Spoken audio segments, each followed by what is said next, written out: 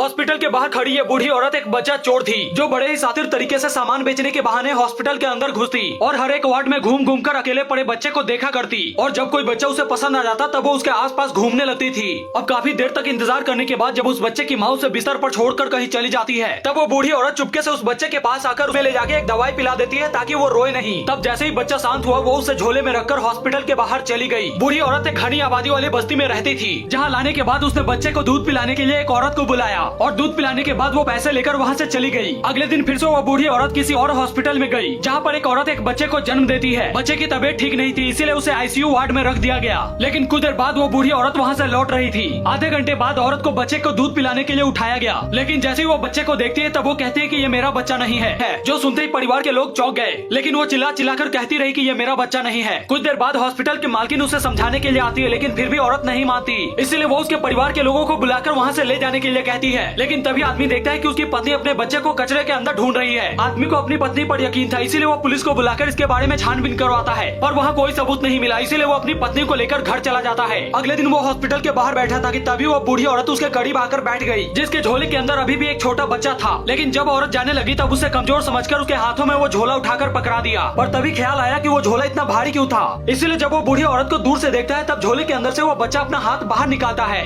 इस आदमी को शक था कि उसकी पत्नी जिस बच्चे को लेकर घर आई है वो बच्चा इसका नहीं है, बल्कि जन्म के दौरान हॉस्पिटल वालों ने उसके बच्चे को बदल दिया है। इसीलिए वो ये बात अपने दोस्तों से बताकर एक डॉक्टर से मिलता है। तब डॉक्टर उसे अपने बच्चे का डीएनए टेस्ट कराने के लिए कहता है ताकि वो हॉस्पिटल वालों के ऊपर केस कर सके। इसीलिए रात को आदमी सोते हुए बच्चे के बाल का सैंपल लेकर उसे जांच के लिए लैबोरेटरी में भेज दिया। तब आदमी का शक बिल्कुल सही निकला क्योंकि उसका डीएनए उस बच्चे से मैच नहीं कर रहा था। इसीलिए उसने तुरंत रिपोर्ट के आधार पर हॉस्पिटल वालों के खिलाफ केस कर दिया। और जब ये बात कोर्ट में पहुंची तब जज तुरंत पुलिस वालों से इनके बच्चे को ढूंढने के लिए कहता है। इसीलिए पुलिस वालों ने एक दरोगा को ये जिम्मेदारी